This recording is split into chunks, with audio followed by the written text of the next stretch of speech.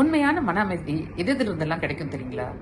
ஒரு நல்ல அமைதியான தூக்கத்திலிருந்தும், காலையில கண்ணை முழிச்ச உடனே நிம்மதியா பொழுது விடிஞ்சிருச்சேன்ற சந்தோஷத்தோட தூங்கி எந்திரிக்கிறப்பவும், எந்த விஷயத்தை செய்யணுமோ அதை இப்ப செய்யலாம் பண்ணலாம் அப்படின்னு சுதந்திரத்தோட தீர்மானிக்கிறப்பவும், ஜாலியா இருக்கணும் விளையாடலாம் அப்படின்னு தோன்றப்ப சிரிச்சு சந்தோஷமா விளையாடுறதுலயும், பறவைகள் பறக்கிற சத்தமும் அது பாடுற சத்தத்தையும் கேட்கிறப்ப டக்குன்னு காது கொடுத்து ரசிக்கிறோம் பாத்தீங்களா?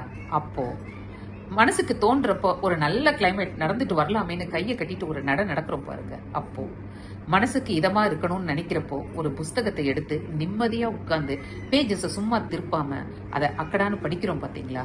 அப்போ பசிக்கிறப்போ நமக்கு பிடிச்ச சுவையில வீட்டுல சமைச்ச ஆரோக்கியமான சாப்பாட்டை சாப்பிடுறப்போ, இன்னொன்னுங்க, நம்ம மனசு எதை சொல்லணும்னு வெளிப்படுத்தணும்னு நினைக்குதோ அந்த உணர்வுகளை தங்கு தடையில்லாம வெளிப்படுத்துற நேரத்துல, பிடிச்ச நண்பர்களோட மனசுக்கு பிடிச்ச மாதிரி சந்தோஷமா உணர்வுகளை பகிர்ந்துக்கிறப்ப, இந்த மாதிரி எல்லாம் தாங்க ரியல் லக்ஸுரி, உண்மையான லக்ஸுரி. இது இல்லாம ஆடம்பரமான காரோ, அடுக்குமாடி கட்டடமோ, பங்களாவில் வாழ்றதோ, பர்ஸ் நிறைய பணம் வச்சுட்டு இருக்கிறதோ அது கிடையாதுங்க லக்ஸுரி.